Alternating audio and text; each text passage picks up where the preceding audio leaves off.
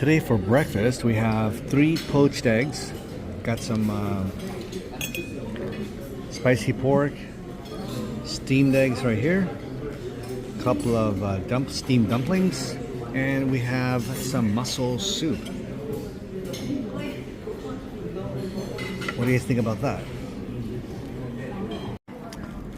So these mussels might be the best thing on the menu today. Very different. It's not normal to get this, so I'm taking advantage of it. It's amazing how the breakfast service, the personality and culture can be so different from a hotel to hotel, from day to day, depending on the crowd. Like here today, this morning, very lively, loud. People are talking, very talkative, noisy. The staff is more engaged. They seem more happy, smiling. The prior one, so quiet. It felt like a library. Everyone's just dead, just like depressed. Yeah, it's a pretty mixed crowd this morning. Here, people speaking Spanish, English, a lot of Koreans here too, and a couple of other I think I even hear some Russian.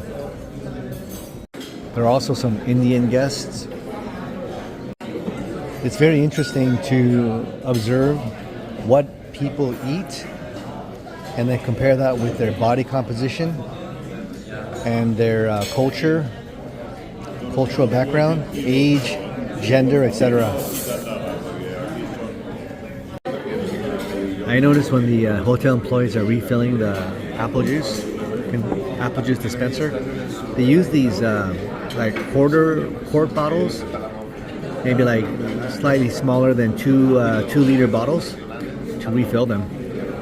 Kind of surprising. I would think they would be using like half-gallon, like large quantity, bulk size. But maybe they use the smaller bottles so that women can refill them without having to, because again, larger bottles would require a little more care. Maybe it would require a larger man to do that. During a hotel breakfast, so many dishes are created because everyone basically gets one setting or whatever food they want on a plate. They finish it, and then the servers will take the plate, and then they go and grab a new plate, get whatever they want again, bring it back, and then the servers take that plate, and guests will then go get a brand new clean plate. Same with cups. So each guest is creating like the equivalent for like, I don't know, at least 2, 3, even 4 people in terms of the amount of dishes the hotel has to do. That is just so much waste. If hotel guests were just required just to get one plate, put whatever you want on it, and then reuse the plates, they would save so much money and water and resources just on washing dishes. The breakfast is very active today. Loud, talkative. People are happy, in a good mood. I've heard a lot of Spanish speakers today. The weather today is still a bit cloudy. We're expecting maybe some drizzles, but nothing serious. The weather should be nice, maybe in the mid-70s Fahrenheit. Some sprinkles here and there, but it should be mostly clear. Yeah, the breakfast service today was interesting because it's interesting how the culture and personality of the crowd, of the guests, can be so different from day to day and from hotel to hotel. This today was the most lively we've seen with the guests, and the staff seem to be also in a better mood. I see more smiles at this Hilton Garden Inn in Seoul, in Gangnam. More smiles, more engagement. The guests were also quite eclectic and mixed. Hearing some Chinese, Taiwanese, Spanish, some French, English, and of course Korean. Whereas in the Hilton in Gyeongju, it was maybe about 95% Korean. They were lively but serious. Here they were more today or this morning they were a little more. The crowd was. They seemed happier, more smiles, laughing. And in the Busan Business Hotel, The guests were extremely stoic, serious, almost depressed. The staff, quiet, serious. And then even when we first arrived at the Hilton Garden Inn in Seoul in Gangnam, on our first couple of days here, the staff also seemed a bit serious. The breakfast crowd was not as lively as today. Yeah, when we came back to our room, even though it was just past breakfast, maybe around 10:30 a.m., there was a woman trying to clean our room very early in the morning, and we noticed that she was actually Filipino. So it is the first time we've seen a Filipino girl working as housemaid. Usually it's an older Korean woman.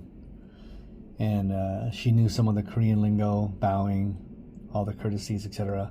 But yeah, surprised to see a Filipina working here. Again, we have seen some Nepalese working over at Busan and many of the restaurants. Some Indian people working from Nepal, working some of the stores.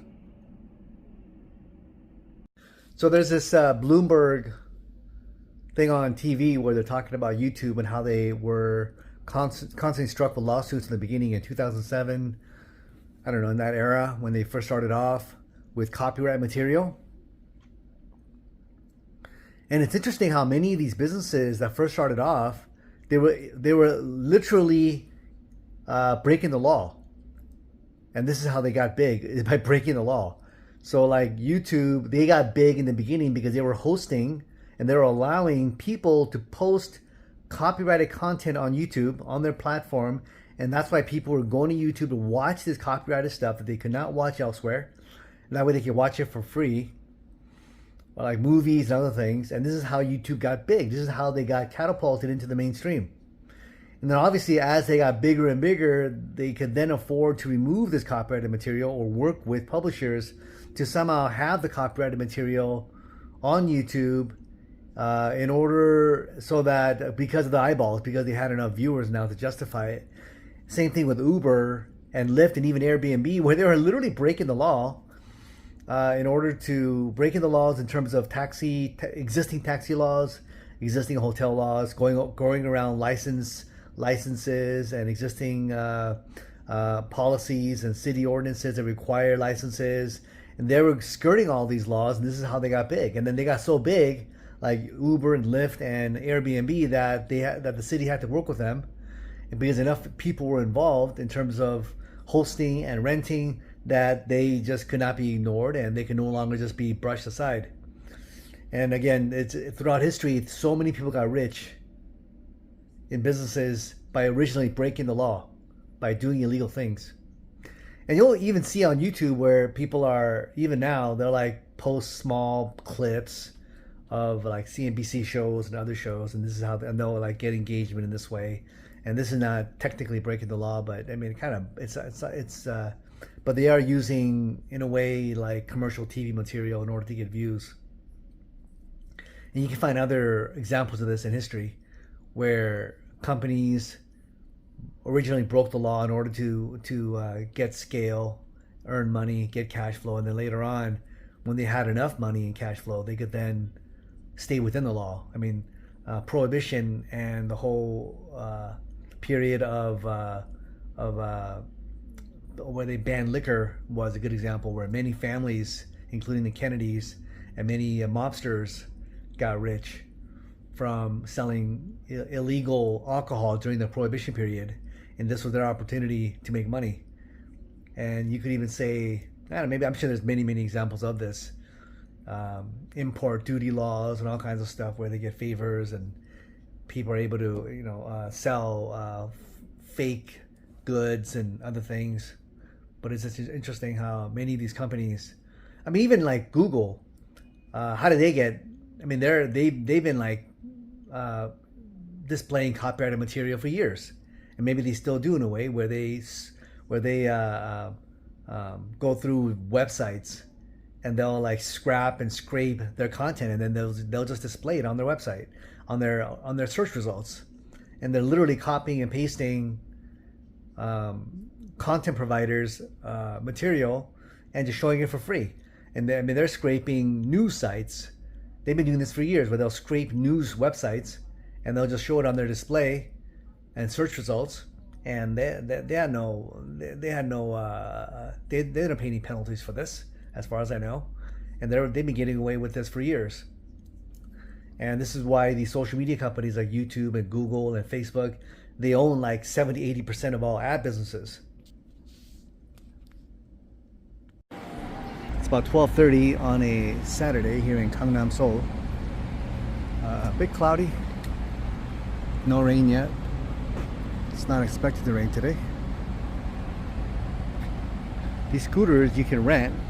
I think there's like a card, QR code you use. You can rent these. It's battery charged. And here's our hotel.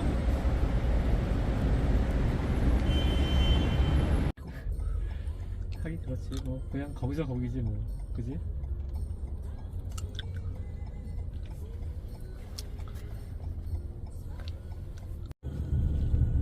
그 청계천 개울 구경하려면 동대문부터 시작하면 되는 거고. 네, 동대문부터 하시면 되고, 네. 뭐 저기 청계 일가, 그러니까 뭐 예를 들면 종로 일가부터도 아, 예. 마찬가지고요. 그렇게 해서 쭉 올라가면은 뭐 동대문 지나서 계속 가니까. 아, 네. 너 저녁에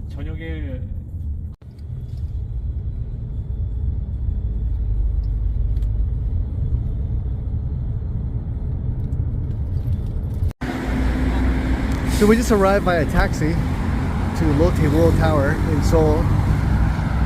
This is how the place surrounding the building, this is how it looks. It's on a Saturday around maybe 1 p.m. I want to say.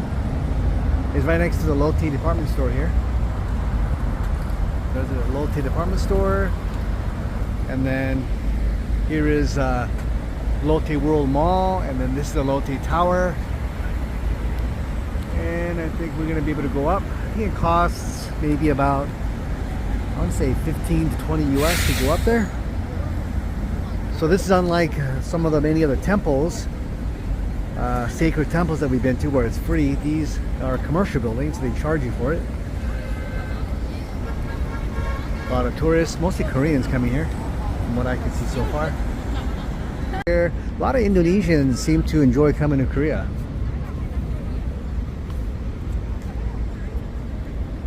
Or they're Malaysians, but I think they're Indonesians. More people coming. So we're gonna enter the Lotte department store. I don't know what is Lotte Center or something. I guess it's a department store. They seem to have luxury shops in here.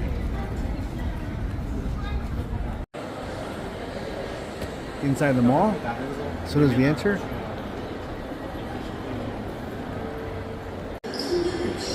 Korean cosmetics. No, that's Japanese, I think. SK2.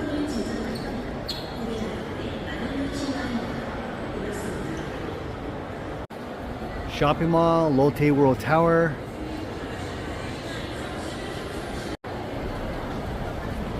There's also an aquarium here. A lot of European luxury shops. Throughout the mall and at this particular optical place, you can get your eyes examined and the prescription glasses done and fitted within an hour. So, for example, if you're nearsighted or you just need prescription glasses, you can get some of these custom frames, and they'll make the eyewear for you for about an hour. There are many different frames here available in different sizes and brands. Small, medium, large, extra large, styles and colors, different pricing for the frames. And I guess then you gotta pay for the lens separately. I picked out a pair of glasses here. 35,000 for the frame, and I think another 20,000 for the lens, just for standard lenses. If you want the blue lens, it's another 30,000, so it'll be 50,000. No, it'll be 50,000 for the lens then, and 35,000 for the frame.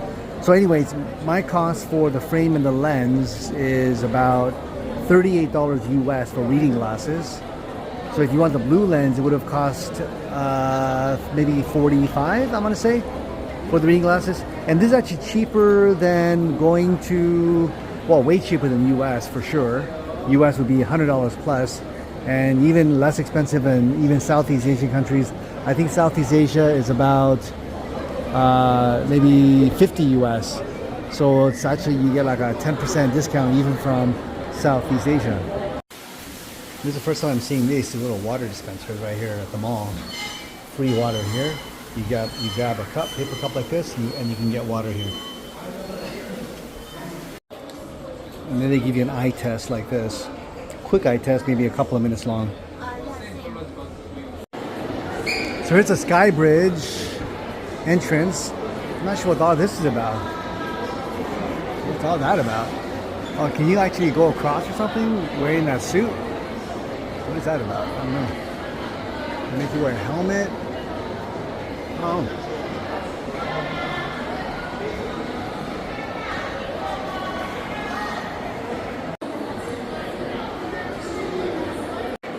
This is somewhat of a famous coffee brand, I think, called Baka Coffee. I don't know if I'm pronouncing that right. Maybe it's Bacha Coffee. I don't know. So here's where you buy the tickets for Seoul City or Seoul Sky.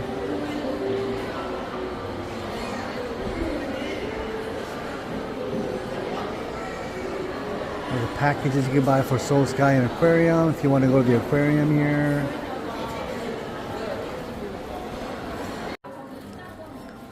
They have different ticket pricing.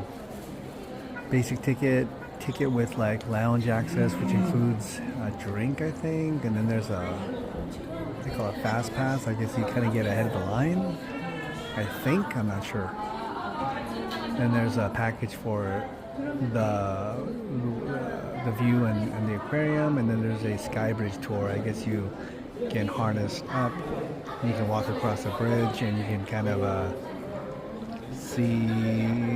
walk across this narrow bridge and you get a better experience of I guess an open sky thing.